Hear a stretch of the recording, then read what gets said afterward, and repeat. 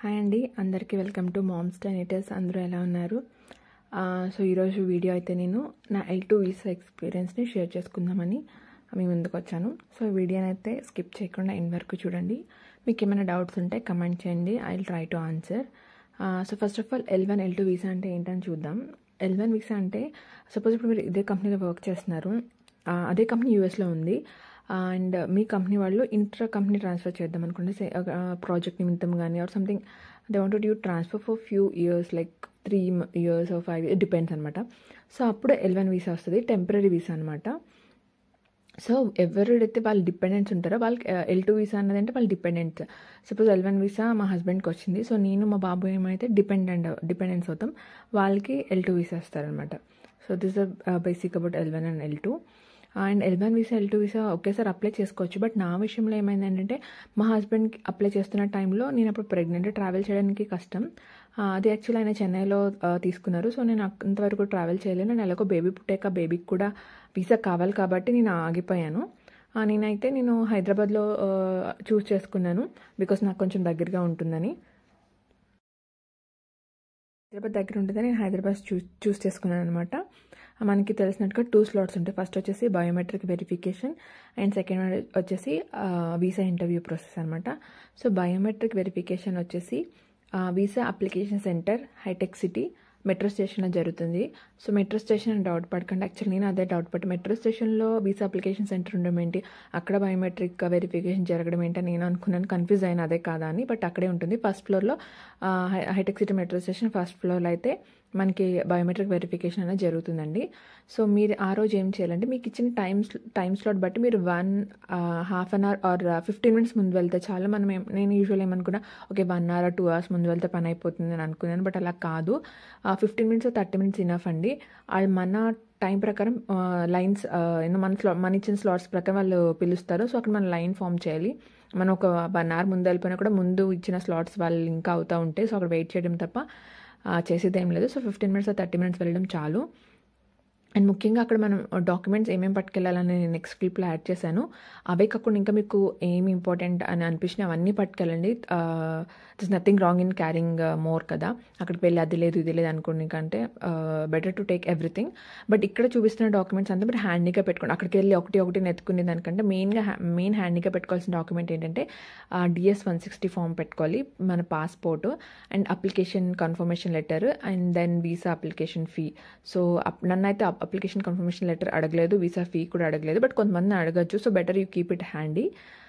Next వచ్చేసి మీ బాబు are పిల్లలు కానీ బిలో 10 or 13 years ఉంటే వాళ్ళ వీసా ఇంటర్వ్యూకి అవసరం లేదండి. తీసుకువెళ్ళినా కూడా నేను యాక్చువల్లీ నాకు తెలియక మా బాబుని తీసుకెళ్ళాను. లైన్లో నుంచి ఉంటే అక్కడ సెక్యూరిటీ ఆఫీసర్ వచ్చి లేదు బాబుని అవసరం లేదంటే నేను మళ్ళీ హస్బెండ్కి ఇచ్చేసాను.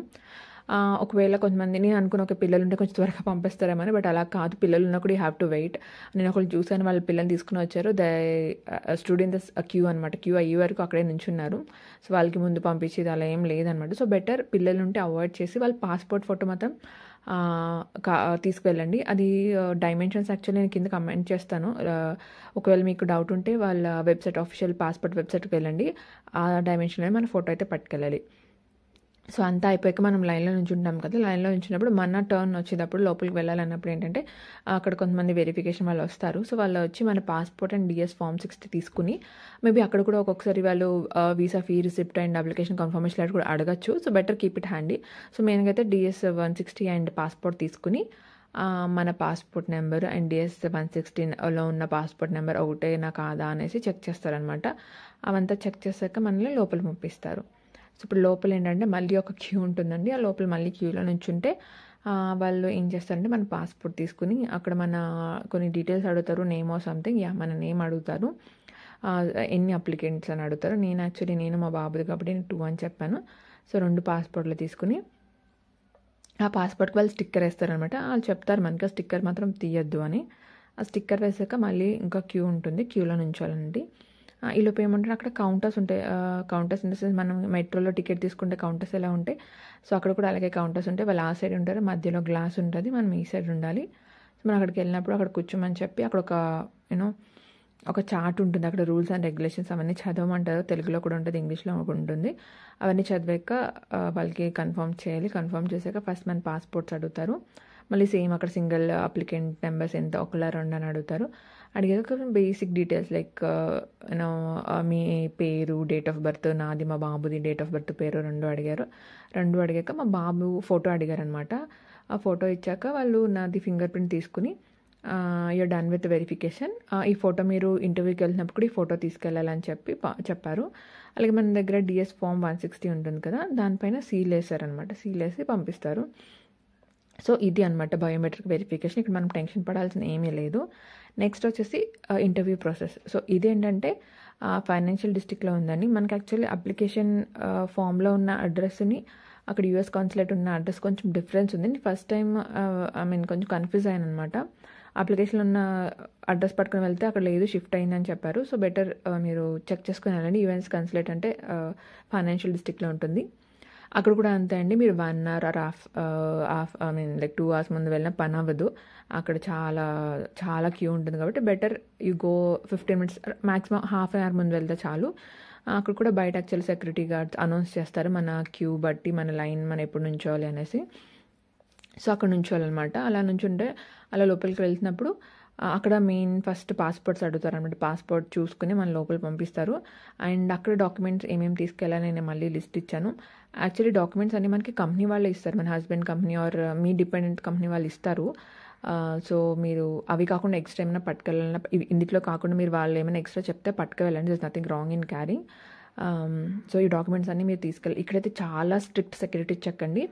సో మీరు అసలు బెటర్ చాలా సింపుల్ కంటే సింపుల్గా వెళ్ళండి. కొంచెం వాళ్ళకి హెవీ బ్రేస్లెట్ కనిపించిన, నేను చూశాను కొంతమంది అయితే బ్రేస్లెట్ కూడా తీసి చెకింగ్, మనకి మెట్రో స్టేషన్లో మనం ఎలా ట్రేలో పెట్టి అన్నీ చెక్ చేస్తారు కదా, సేమ్ అలాగే అక్కడ కూడా ఫైల్స్ కవర్ కూడా చెక్ చేస్తారు అక్కడ. నేను యాక్చువల్ ట్రాన్స్పరెంట్ ఫైలే పట్టుకెళ్ళాను. బెటర్ మీరు కూడా ట్రాన్స్పరెంట్ ఫైల్ షీట్ పట్టుకెళ్ళండి. ఫైల్స్ అన్నీ ఒక కవర్లో పెట్టుకుంటాం కదా, అది ఎప్పుడు ట్రాన్స్పరెంట్గా ఉన్నదే పట్టుకెళ్ళండి. దాన్ని కూడా ట్రేలో వేసి చెక్ చేస్తారు వాళ్ళు. అండ్ నెక్స్ట్ నేను కొంతమంది షూస్ కూడా ఇప్పేసి ట్రైలో పెట్టమన్నారు జెంట్స్ని. అండ్ ఒక అమ్మాయి అయితే తను నార్మల్ శాండల్సే వేసుకుంది, బట్ అవి ఏంటంటే కొంచెం షూ మోడల్ కొంచెం క్లోజ్డ్ ఉంటాయి కదా, అలా ఉందన్నమాట. సో అవి కూడా తీసి అక్కడ పెట్టమన్నారు అనమాట ట్రైలో. So if they found something fishy అనమాట, అవి పక్కన పెట్టేస్తారు. సో మనం కాళ్ళతో నడుచుకుంటూ వెళ్ళాలి. సో బెటర్ సింపుల్గా క్యాజువల్గా వెళ్ళండి, ఎక్కువ హంగామా చేయకుండా. అక్కడ లోకర్స్ కూడా ఉండవు. ఒకవేళ ఇది అలో లేదు అని చెప్తే మనం ఇంకా లోపల తీసుకెళ్ళడానికి లోకర్లో పెట్టడానికి కూడా లేదు. అదే visa application centre atleast locker ఉందన్నమాట, లోకర్లో పెట్టేసి రావచ్చు. బట్ ఇక్కడ లోకర్ కూడా ఉండదండి. సో బెటర్ మినిమం థింగ్సే పట్టుకెళ్ళండి. లోపలికి వెళ్ళాక మళ్ళీ బయటకు వచ్చి ఎవరికో ఇద్దామంటే కూడా చాలా కష్టం, పెద్ద క్యూ ఉంటుంది. అవన్నీ దాటుకుని వెళ్ళి మళ్ళీ వచ్చి క్యూలో నుంచి వెళ్ళాలంటే చాలా కష్టం. నేను ముందు వీసా అప్లికేషన్ సెంటర్లో కూడా చెప్పడం మర్చిపోయాను. అక్కడ ఓన్లీ అసలు ఎలక్ట్రానిక్ డివైసెస్ ఏవి అలా లేవండి. ఈవెన్ స్మార్ట్ వాచ్ కూడా మిమ్మల్ని పట్టుకెళ్ళినెవరు. సో చెప్తాను కదా, సింపుల్గా వెళ్ళండి. అలాగే ఏ డ్రెస్ వేసుకోవాలి, ఏమైనా సింపుల్ అటైర్, అంటే ఇప్పుడు మీరు ఫార్మల్సే వేసుకోవాలి అలా ఏం లేదు. చూడీదార్, కుర్తీ ఇవి కూడా నడుస్తాయి. నేను సింపుల్గా కార్డ్ సెట్ వేసుకెళ్ళాను. అంత ఈజీగా అయిపోయింది అనమాట. మనం ఏం టెన్షన్ పడాల్సిన లేదు. డిపెండెంట్స్కి అయితే టెన్షన్ పడాల్సిన లేదు, ఈజీగా వీసా వస్తుంది. బట్ ఏంటంటే డాక్యుమెంట్స్ అన్నీ కరెక్ట్ ఉండాలి. మనం పట్టుకెళ్ళే డాక్యుమెంట్స్ కరెక్ట్ ఉంటే వాళ్ళు ఈజీగా అప్రూవ్ చేసేస్తారు. సో ఫస్ట్ సెక్యూరిటీ చెక్ అయిపోయాక లోపల పంపిస్తారు. లోపల పంపించాక లోపల అగైన్ మళ్ళీ క్యూ ఉంటుంది. అక్కడ కూడా ఆల్మోస్ట్ 20 కౌంటర్స్ ఉంటాయి, ఇంటర్వ్యూ కౌంటర్స్ అనమాట. Depends on person to person. ఒకవేళ మనకి తెలుగు ఇంగ్లీష్ రాదు అంటే అక్కడ తెలుగు వాళ్ళ దగ్గర తెలుగు ట్రాన్స్లేట్ చేసే వాళ్ళు కూడా ఉంటారు. వాళ్ళు వచ్చి మనకి క్వశ్చన్స్ అడుగుతారు, మన ఆన్సర్స్ వాళ్ళకి ట్రాన్స్లేట్ చేస్తారనమాట. సో మీరు దానికి కూడా ఏం టెన్షన్ పడవసరం లేదు. ఇప్పుడు నా రౌండ్ వచ్చాక ఏమైందంటే, నేను వెళ్ళగానే వాళ్ళు అక్కడ మళ్ళీ ఇంటర్వ్యూ అంటే 1-on-1 అనుకోకండి. నేను 1-on-1 ఒక రూమ్లో యూజువల్లీ మనకి అలా ఉంటుందని అనుకున్నాను. అక్కడ కాదు, సేమ్ మనకి మెట్రో స్టేషన్లో ఎలా ఉంటుంది, వాళ్ళు ఆ సైడ్ ఉంటారు, ఈ సైడ్ ఉంటారు. మనం టికెట్ తీసుకుంటాం కదా, అలాగే అనమాట. మనం ఫస్ట్ వెళ్ళగానే మన పాస్పోర్ట్స్ అడుగుతారు. మన పాస్పోర్ట్ చూసి మా బాబుది కూడా ఉంది కాబట్టి నన్ను ఫోటో తీసుకుని ఒక కౌంటర్ దగ్గరికి వెళ్ళి స్కాన్ చేయించుకొని మళ్ళీ ఇదే కౌంటర్కి రమ్మన్నారు. సో నేను అలా స్కాన్ చేయించుకుని మళ్ళీ అదే కౌంటర్కి వచ్చాక మళ్ళీ పాస్పోర్ట్స్ తీసుకుని నన్నైతే ఇవి ఏ డాక్యుమెంట్స్ అడగలేదండి. నేను జస్ట్ ఏంటంటే మా హస్బెండ్ వీసా కాపీ అడిగారు, అది ఇచ్చాను. అది ఇచ్చాక మీ హస్బెండ్ ఏ సిటీలో ఉంటారని ఓన్లీ ఒకే ఒక క్వశ్చన్ అడిగారు. అది చెప్పేశాక you're done for the day అనేసి ఫింగర్ ప్రింట్ తీసుకుని this is your confirmation, you can leave అని చెప్పారనమాట. సో ఇట్ డిపెండ్స్ అండి. ఇప్పుడు నా ఆఫీసర్ నన్ను ఏ క్వశ్చన్స్ అడగలేదు, బట్ వేరే ఆఫీసర్ వేరే క్వశ్చన్స్ అడగచ్చు. So just be prepared, simple క్వశ్చన్సే. మీ హస్బెండ్ ఏ స్టేట్లో వర్క్ చేస్తారు, ఏ కంపెనీలో ఉంటారు, మీరు అక్కడికి వెళ్తే వర్క్ చేద్దాం అనుకుంటున్నారు లేదా, ఇలా basic it depends on person to person కదా. మన ఇంటర్వ్యూలో కూడా ఒక ఇంటర్వ్యూ పర్సన్ ఒక కొన్ని క్వశ్చన్స్ అడుగుతారు, కొంతమంది కొంతలా అడుగుతారు, అలాగే అండి. బట్ మీరైతే L2 వీసాకి అయితే ఏం భయపడవసరం లేదు. డిపెండెన్సీ వీసా ఈజీగా మనకు వచ్చేస్తుంది.